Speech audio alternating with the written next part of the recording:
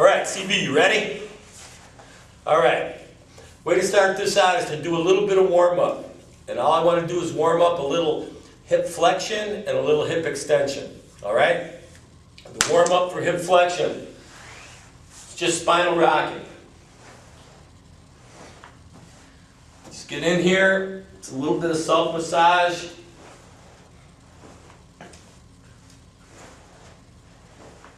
Get your spine into flexion, hip flexion. You know, man, you can do this. You can do 10 of these or 20 of them. Whatever it takes you to start to get a little warmed up. You'll know if you're warmed up when you can roll right through it without hitting a flat spot in your lumbar spine. All right, that's the flexion half. The extension piece, we're going to do a little cobra down dog. If we tried to do this in a yoga class, we'd get thrown out, but this is good enough, okay? Let's just start in this cobra position, push up into down dog. You know, it's not really even down dog, it just sort of resembles it. Cobra, but we're working for extension, okay? Work for extension. You can even look up as you hit that cobra pose, okay? Same thing, man. You can do 10 of these if you want, 10, 15 or something like that. You're just getting spinal extension. You're just getting that lumbar extension warmed up. All right. So then the first thing that we were doing is a thing called bridge and squeeze, okay? Bridge and squeeze is a bridge and you squeeze your butt, okay? Bridge and squeeze. Roll it down.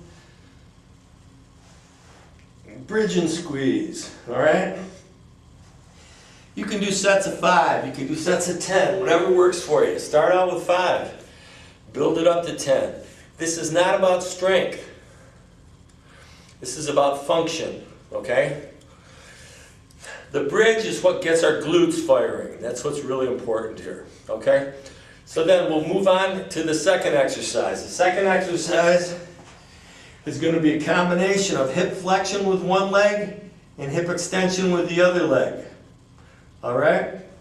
We're going to bridge off of one leg. That's extension. We're going to pull our knee toward our chest with the other leg. That's flexion. All right? So we bridge and flex. Bridge and flex. Bridge and flex. Bridge and flex. Got it? All right. Now we're going to add the upper body motion into this. And remember, this is sort of mimicking gait. So if we flex with the right leg, we're going to flex with the right arm. If we extend with the left leg, we're going to extend with the opposite arm. You'll remember as soon as I show you how to do this, okay? So we're going to bridge, flex with our arm, pushing toward the ceiling, extend with this arm, pushing into the floor. And we're down. Same thing to the opposite side. All right? Now we got the lower extremities and the upper body extremities involved in mimicking the contraction pattern of gait. All right, nice. Okay. Start out with 5. Rest. Again, this isn't strength. We're not looking for sets and reps. We're looking for function here, okay? So, you know, if you can get 5 or 10, that's great. We're trying to see what the function, what the effect of functional movement has on mediating pain and pain-free responses. All right. Once you get kind of warmed up with that, now we're going to do the same thing. We're just going to change the leg position. It's going to be a little more strenuous. It's going to pull the hamstring and the low back into this pattern even more, all right? Way to start out though is, this is going to be a supine plank, okay? And really, all you can do is, you can only get your butt up, your hips up off the floor a couple inches, that's it. Okay? Supine plank. But what we're going to do is, we're going to supine plank into this motion. Supine plank into this motion. Supine plank and flex. Supine plank and flex. This is a little more strenuous.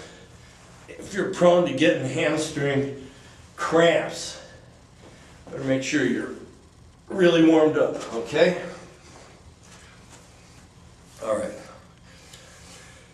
Next one we're going to do is about getting the spinal rotation.